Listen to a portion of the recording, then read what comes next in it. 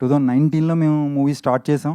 తర్వాత కోవిడ్ వల్ల మాకు 2 ఇయర్స్ డిలే అయిపోయింది. బికాజ్ ఆఫ్ మేము ఏది సీజీ షాట్స్ లేకుండా గేమ్ అంతా రియల్‌గా నేర్చుకుని, రియల్‌గా చేయాలనే ప్లాన్‌లో చేయడం వల్ల మా 800 మెంబర్స్ క్రౌడ్ మేము అది చూపించింది.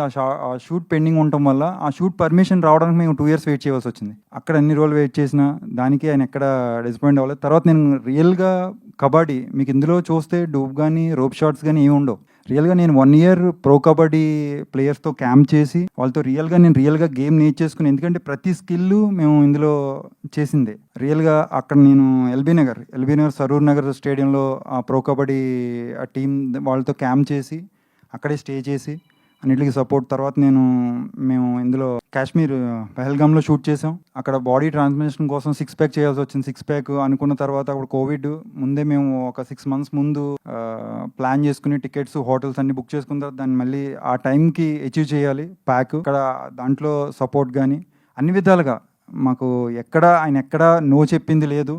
మేము ఏం చేస్తామంటే అది చేశారు. వింటేజ్ దాని గురించి మేము ఇక్కడ బెంగళూరు వెళ్ళిన దీనికి ఎక్కడికంటే లొకేషన్స్ డైరెక్టర్ సార్ ఈ ప్లేస్లో బాగుంటుంది, ఇక్కడ చేద్దామంటే అక్కడికి గో హెడ్ అని మాకు ఫుల్ సపోర్ట్ ఇచ్చారు. నిజంగా ఆయన ఇప్పుడు కూడా సినిమా ముందుకి ఇక్కడికి ఇన్ని సంవత్సరాలు అయిన తర్వాత కూడా సినిమా మళ్ళీ ఇప్పుడు వస్తుంది అంటే బికాస్ ఆఫ్ ఆయన ఉండటం వల్లే వచ్చింది. Thank you sir, thank you so much. మాకు ఇంత మంచి ఆపర్చునిటీ ఇచ్చారు, మీరు ఇంత మంచి మూవీ చేసాం.